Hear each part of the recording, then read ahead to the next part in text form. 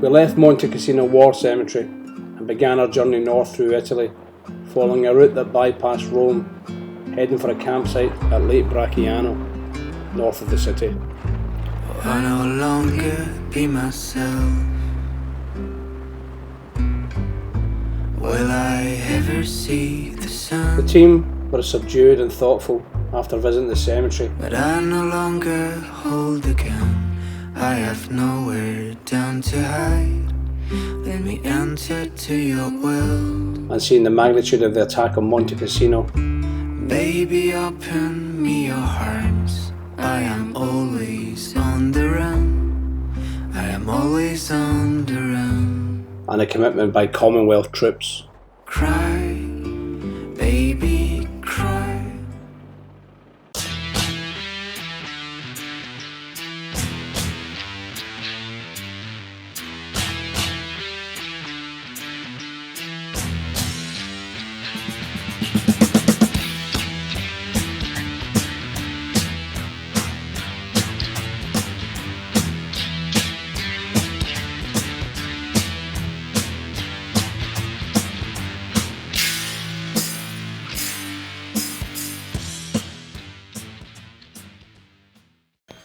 So here we are now just north of Rome at Lake Bracciano, which is just down that way through the trees. We've only been in camp 15 minutes, and this, I just want to show you around the tent setup. I know we've seen it before. 15 minutes this has took us to set up. That's all the beds done, all the tents out. As in the tents, what we're using is Foxwings, which are made by Oz Tent. And I have to say, we are so impressed with the. We've had the Foxwing for a long time, but we got another two for this expedition, thanks to the National Lottery funding and from the Veterans Foundation. And we also bought the sidewalls, which is the first time we've used these. We can set these up in lots of different. We've just put these up quick. If you're really fussy about it, you can get these looking good. But we've just done them quick. We've got one of the sidewalls over the top now, which will close down for the night time, so we can do the cooking. And so we'll take you around and show you the rest. Here's the Defender, and we got 3 or 4 guys in here. We got Mac in here. Mac, who else is in here with you? I've got Jay and I've got George. Jay and George in here. So as you can see, like I say, we've only been in camp probably 15-20 minutes, and we're fully set up just about. Yeah, we're there. Fully set up. I think somebody's putting some chairs out now for us for a meal. And here's the other disco over here. So we're all very close to each other, as in where we're parked up. And we get 4 beds in here as well. So there you go, 4 beds in here. Now you might think that's a bit tight and a bit cramped, but we prefer this, don't we? Yeah, it's quite nice. We've got Oz tents, and we can put the Oz tents up easily. But you know, this is so quick. Oz tents are quick, but this setup, once everybody knows what they're doing, and each guy in each vehicle gets on and does their own tasks, this is up in no time, innit? I find the Oz tents have a lot of condensation in them, even when you open all the windows and all that lot for sleeping, even though it's got the fly net, so you do have the advantage of not having mosquitoes bother you. You tend to find that you've got a lot of condensation dripping on you in the night. So I think the lads prefer this setup because although you have to put up with a few mosquitoes, it's just quicker, easier, and it packs away quicker. We've also got flooring that goes with these, which we never bother bringing out with us because we knew we were in dry conditions. But when we get back, we'll set these up in a different way and we'll show people what we can do with them. I am so impressed with the Foxwings. Very quick to put up. Lots of room in them, really. I mean, even before guys in there's enough room to mess about, because this one, the 4 in there, they even don't get a kitchen or nothing like that. It's just a personal kit. Same with the one in here, the 3 guys in there, just personal kit. The one here that I'm actually sleeping in, we've got the kitchen, so there's a bit more gear goes in there, but not enough to kind of, it all gets packed away at night time, so there's only 2 of us in there. You could get another 2 guys in there easily, you know, which was the intent. Like, we had 12 of us to start with.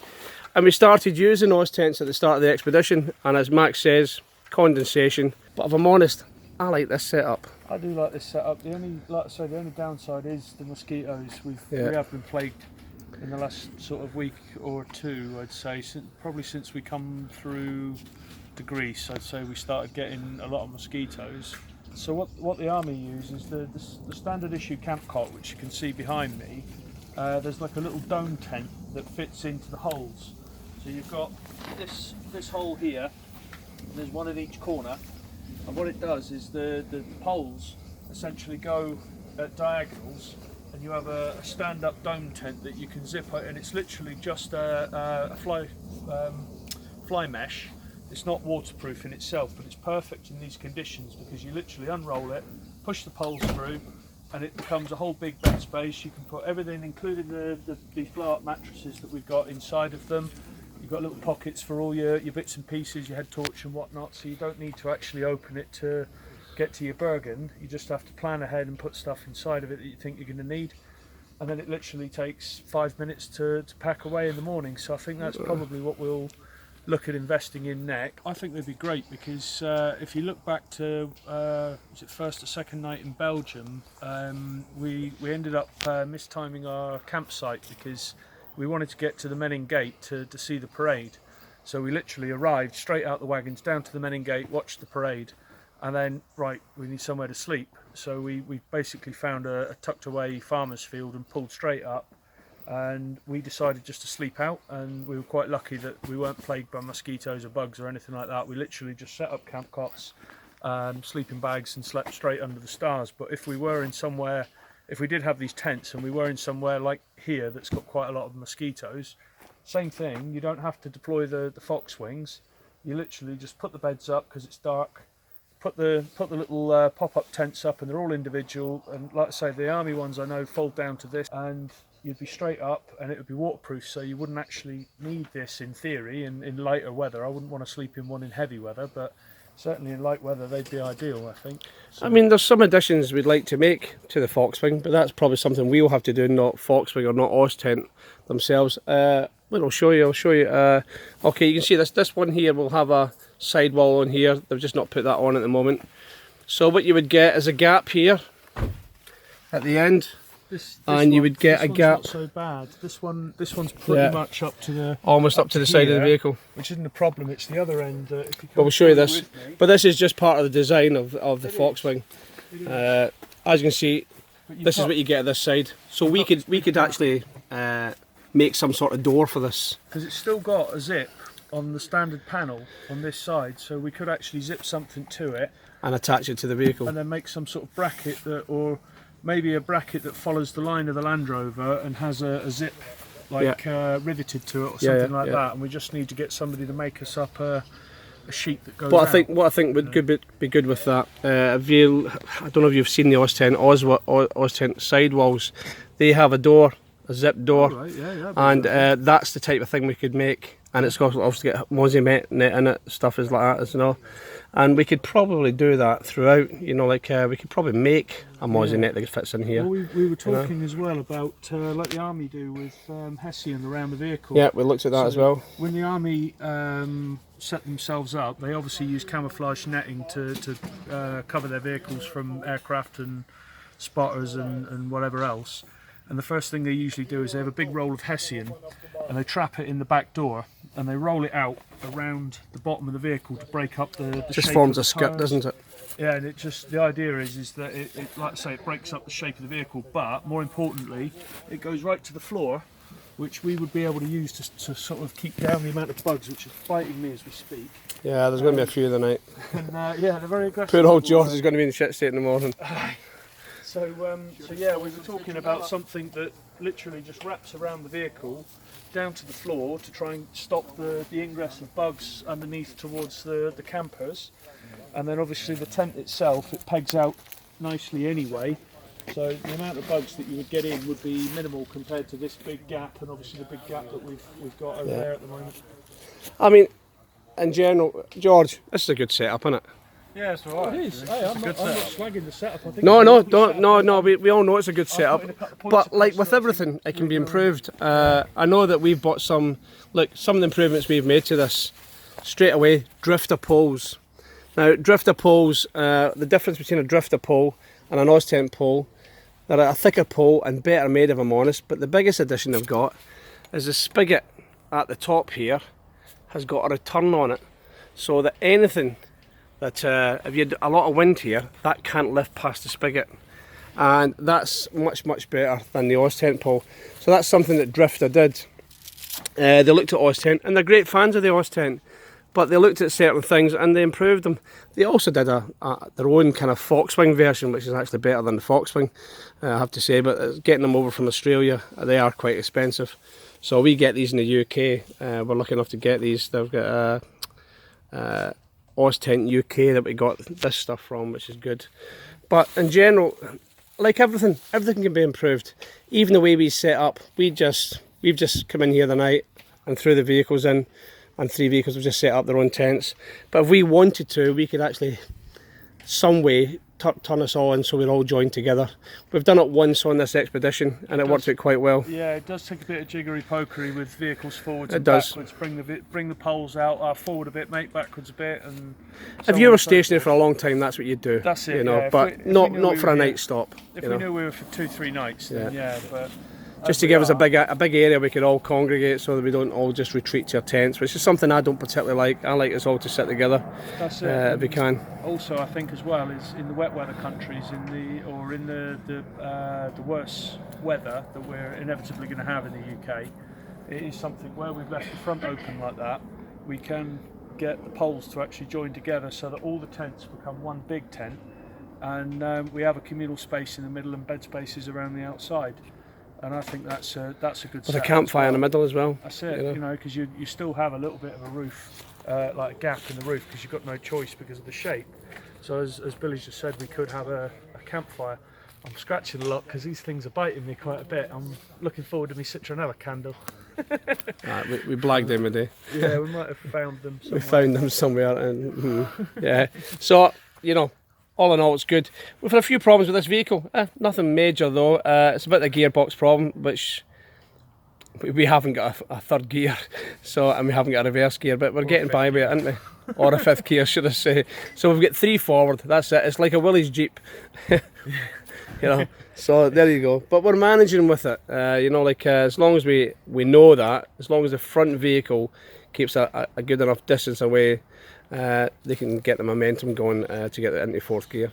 Yeah, it's not been too bad. It just means that we're limited to about 50 miles an hour roughly. Which isn't so bad. Which isn't bad at all. It's just a bit slower than a commercial truck. So, you know, it's fine. And I'll tell you, everything so far on this expedition, we are about 4 weeks in now, and everything has been going, I'd say, brilliantly. We've had our little adventures. The campsite that we turned up the night before last was actually on fire. We've put that out and carried on putting our tents up, and we've had and no thanks from the people either, No, and they still charged us even though we put the fire out. I know, we put the campsite out and they still charge us full rate as well. You know.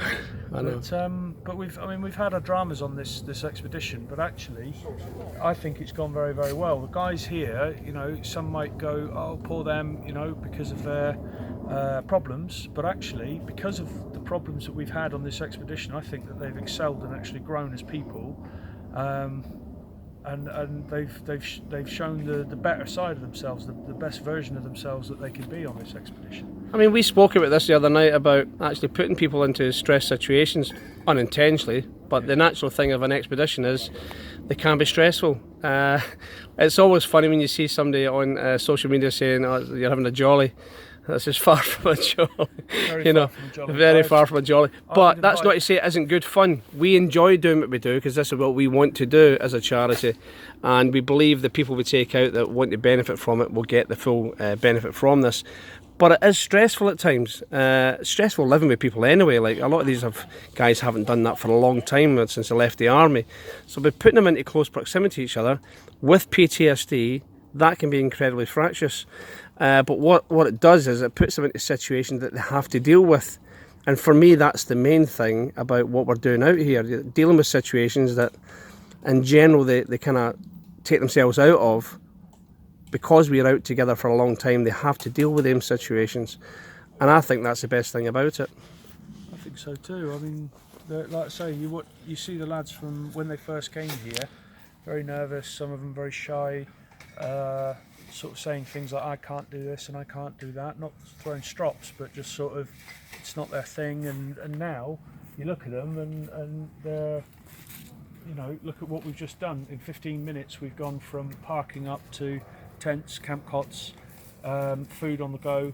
We've got guys that are now getting ready to go for the showers and all the rest of it, and they're supporting each other in everything they're doing. They're helping each other, they're engaging with each other, they're talking to each other, and that's not something they were doing 4 weeks ago. That's progress, you know. Absolutely, and that will continue, and hopefully as we continue the project we get them more involved in different things, maybe get them on a few courses or something like that. We get the funding for it and give them some qualifications in off-road driving and stuff like that, but that's for the future. I don't think you need them personally, but it's always nice to have a bit of paper. Qualifications have never gotten me out of a bog hole. No, that's it. Experience does that. And to be fair, we recovered the vehicles from 100 metres down a mountain. We did. And there's no better experience than that. And to be honest, the guys came together in that situation and just went into army mode and got the job done. And later that night the stresses started to come out slightly, so we had a couple of drinks and with the local people who put us up, and that, you know, for some that's not good, I have to say, and we have to take that in mind for the future. We have to be wary of that, but sometimes you have to assess the situation, and I think a drink was warranted that night to just ease the tension and the stresses of the day. On balance, as it goes, one of our guys, he was a Bosnia, or is a Bosnia veteran, and he'd been very shaky about visiting some of the places that he'd served in. I can tell you he was having a lot of anxiety about being around Bosnians and the area and the situation. As soon as we got there and we started having a couple of drinks, and he realised how the locals were, that he was perfectly safe, and all they wanted to do was meet him and have a laugh and teach us Bosnian songs, which we still haven't a clue what they mean, but it was a lot of fun at the time. And perhaps when we do this video we'll put a little bit of that over the top of it so they can see. Yeah. Because as Max said, he was very anxious when we turned up at the houses we were staying at, and he was not happy at all. But after a few words he started to calm down, and then when he actually met the people and spoke to them, it was like because they were Bosnian veterans themselves. They were veterans of in the Bosnian army, and so there was an affinity there between them, and that worked really well. We managed to find out that one of them was a military policeman, another one was a sniper. Hello, Hondo. Hello, Hondo. Hondo. You know, when you see the video, you'll understand that. Yeah, and there was a couple of others that were infantrymen, and they'd all sort of. None of them speak very much English. I mean, we're talking like the odd word here and there. There was a young girl about 18 or 19 who did a lot of translation for us, and the bits that we could get out of them, mostly through gestures and things like that, was about a lot of shooting and about a lot of war-torn problems. And although these people have been through a lot in their own country, like I say, they couldn't have been happier to have us there. They were very appreciative of what the United Nations had done, and what more specifically the British had done in their sector and area. And when they sort of found out that Jay was one of the guys that had been there, one of the engineers that had been there, they couldn't have been more welcoming to him. They just, in their own way, i.e. by buying him drinks and giving him tomatoes, they wanted to say thank you for his efforts, because he's not Bosnian, you know, the British didn't need to be there. And obviously once he realised that for him became a bit of a therapeutic journey. I mean, it was unintentional. We didn't intend to end up in that village. We intended to end up at a wild campsite somewhere, but obviously circumstances brought us to that village. And I don't think there's any better therapy. I honestly think that same village, if we do another expedition next year or the year after, what I'd be keen to do is go back and meet those people in the village, knowing that they are a safe environment and they are as welcoming and friendly as they are. I think other Bosnia veterans could potentially not necessarily get drunk on Sliverditch, but potentially by meeting them and you know, seeing what these people have to say and how friendly they are, I think that they could get some good from it. You know, some good could come from meeting them. Absolutely, they couldn't have been more helpful if they tried, and even down to the vehicle that was damaged, they've stored that in a garage there for us, and we're going to go down and get that after this expedition and bring it back, and hopefully we'll build a relationship with these people. What I'd like as well is, I've spoken with Jay, he's actually quite up for driving back to Bosnia in November, when granted the weather will be a little bit worse, but he's actually up for going with the VIA team as one of the drivers to go and recover the vehicle from the village, and that's a massive change. A guy voluntarily knowing that he wants to go to Bosnia, having had as many demons as he's had, I think that's a huge step forward. It is. So anyway, that's that for this little video. There's our setup, dinner's on just over there in the dusk, and that's us for tonight.